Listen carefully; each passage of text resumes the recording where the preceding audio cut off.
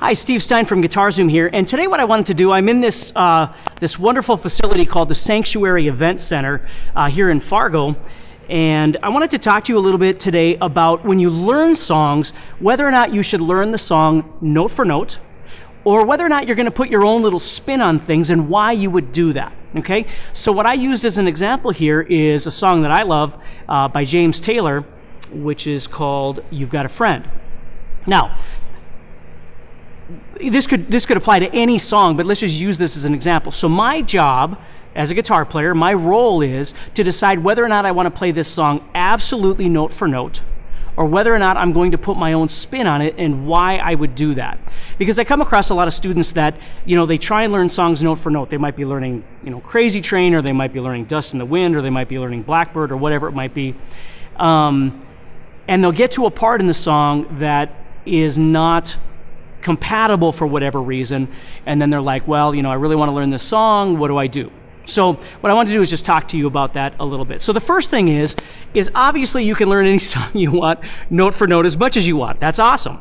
But here's what I want you to always take into account is if you were James Taylor and you were playing this song for the 7,000th time, right? Are you playing it exactly the same way that you did when you recorded it? Because what we forget as guitar players is that all of these other guitar players that we're studying are human too. So when they're in the studio and they're recording, how much of what they're doing is actually organic, like it's just happening? So when they go back and they play it again, live or whatever they're doing, how much of that is exactly note for note the same again, right? Where if you're playing Blister in the Sun by the Violet Femmes, I don't know how much that actually changes because it's pretty straightforward, but you never know, right? So here's the thing you have to understand is that when you're trying to learn a song note for note, it is very possible that you're putting in far more work than the actual artist does because they're not playing it note for note. So why would you do it note for note? Well, the first reason is because you love the song and you want to pay homage to it. You want to do it note for note, and that's awesome. The second reason might be there's an educational value in there. In learning this song note for note, it's gonna get you closer to that artist's style or something like that, right? And that's awesome. Okay. And the third reason is you just want to learn how to play it note for note, and there's no real backstory as to why, and there's nothing wrong with that either. But let's take a look at why you might do your own thing to it. Okay. And the first thing is going to be time. Okay. Time.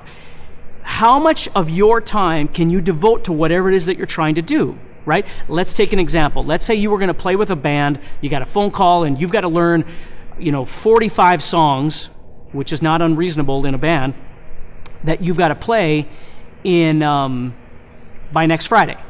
Okay? So you got to learn 45 tunes. Well, you might have to leave some stuff out because you don't have enough time to spend with every one of these songs by next Friday to get them all perfect, right? Or you've got a life, right? I mean, you got other things going on in your life. So you don't want to spend 8 hours a day trying to practice a song. Maybe you do, and if you do, that's awesome. But if you don't, time might be a factor, how much time you actually have to spend on this. The second element that's really, really important is technique. This song might have elements in it that are above your technical level. Now, you can't take that as an offense, right? That's the reality of things. There's a million other guitar players out there that are better than I am, and I have to take that into account. So if I'm going to learn a Steve Vai song, or I'm going to learn a Dream Theater song, or whatever it might be, or an Yngwie Malmsteen song, or a James Taylor song, there might be elements in there that are technically above where I am. So my only choices are do or die. Either I'm going to change it up to be what I need, so I can play the song and enjoy it and have some fun with it, or serve a purpose. I'm doing it for a band or whatever, or I've got to dump it. I got to drop the song. I don't want to do that, right? So I might have to change some elements about it on a technical level to make it something that is functional for me. And don't feel bad about that. Welcome to the real world, okay? If you wrote something, who's to say that whoever is going to play it exactly the same way you do, okay? The third thing I want you to think about is feel, okay? You might be able to play the song technically, and you might have time to learn the song, but it just doesn't feel right to you. There's something about it, something in there, that solo, right? That Black Sabbath solo, or, that John Mayer thing, or whatever it is, it just doesn't flow with you, right? You have a hard time memorizing it, or it just doesn't feel right, the position it's in, or the way that it's written. But if you've twisted a little bit, or you change the finger picking pattern a little bit, all of a sudden it feels really good. It's easy to memorize. You got the whole thing going, okay?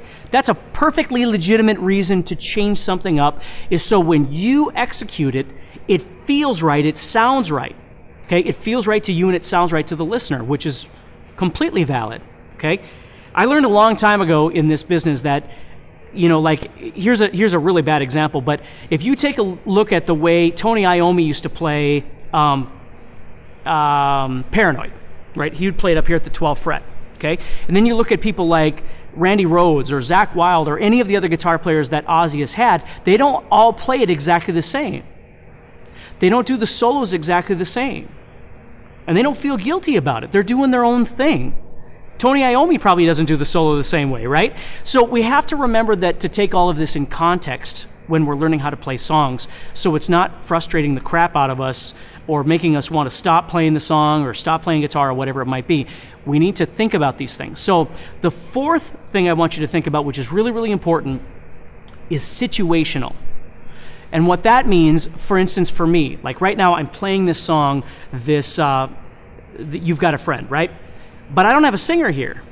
So what I did was I incorporated some of the vocal melody into the song. So it's not just a finger-picking exercise per se, but it's actually got some elements of the melody in the finger-picking part of it, okay? In most bands that I play in, I'm the only guitar player. So when I'm learning songs to play in front of an audience, I might have to add this part and leave this part out or something. I've got to make a conscious decision of what do I need in the song so the audience doesn't realize there's anything missing. Like, I don't just go, well, this is guitar 1 part and this is guitar 2 part, so I'm just going to play guitar 1. I listen to the song over and over and over and decide what rises to the top when I'm listening to the tune. What parts do I hear the most? And those are the parts that I kind of culminate together to become what I play on stage. So it's not, guitar 1 part or guitar 2 part or whatever. It might be even a combination of guitar parts and keyboard parts if we don't have a keyboard player. It might have all kinds of elements in there. So it's a situational thing that I'm trying to put together. So let's just take a look at a small part of this song as an example, okay? When I do this,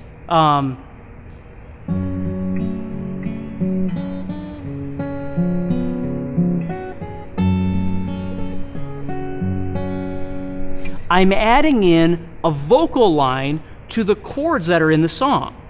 Now there's actually 3 things happening here, okay?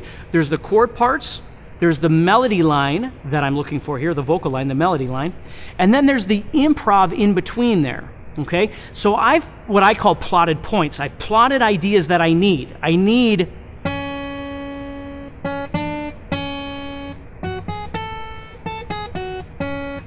that.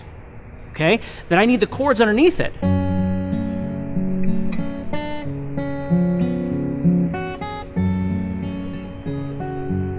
But the third part of it is the improv part, which is the picking in between the melody.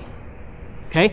There is no rhyme or reason to what I'm doing, and if there is, it's because it's natural to me. Okay? Go back to number 3, it's a feel thing for me. It doesn't mean I'm going to do it the same way every time. What I'm most concerned with is getting my chords in the right place and getting my melody in the right place. Okay? And then the third part that I throw on top of that is the filler in between there, in between the points that I've plotted. You see? So with this video, you're going to be able to get the tab for this. Okay, we're going to have the tab available so you can learn this if you want to. My point is, you don't have to learn it exactly the same way I did it. If you want to change some things about it, go ahead and don't spend a second thinking that that's wrong. Do whatever you want with it, okay? So as I'm playing through this song, I'm building little ideas, like when there's a part in there where I go,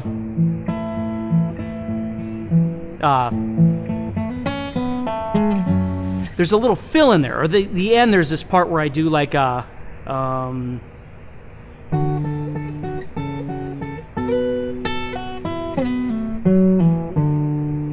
it's just a fill. And I can do that any way I want. So if I'm playing, maybe I want to go, or whatever. Or maybe you don't want to fill at all. Maybe you just want to go, and we're on A minor, and you just do something over the A minor, and that would be fine too. So again, the bigger picture here is you've got the video that you can watch for the song. You've got the tab that you can use for the song if you want to learn this. But I want you to think about these 4 things that we just discussed and how you're going to adjust this to make it most comfortable for you, okay? And if you want to even go a step further, what might be really, really cool is for you to learn this song in your own way. You don't have to learn the whole entire thing. Maybe you just learn a part of it, and then post a video on it for people to see, for me to watch. I would love to watch you and see what it is that you did with this, okay? Now, you can go to Facebook. There's a it's called Guitarzoom community page, and you can look that up, and you can join that, and you could post a video on there of you playing it, and we can talk about it, and you could kind of give maybe an example of what you decided to do with it, which I think would be really, really awesome. So anyway, I hope this helps you a little bit in understanding how to approach songs so you can learn this song, which is great, and I encourage you to do so and do it in your own way. But more importantly is the idea of how you're going to approach songs for the rest of your life when you learn how to play songs. Which ones are you going to do note for note and why? And if you don't do them note for note, think about why you're changing it and be okay with that, okay? None of us are Superman, right? So we have to adjust things in the real world to be able to play them the way that feels most comfortable. So take care, practice hard, stay positive, and I'll talk to you soon.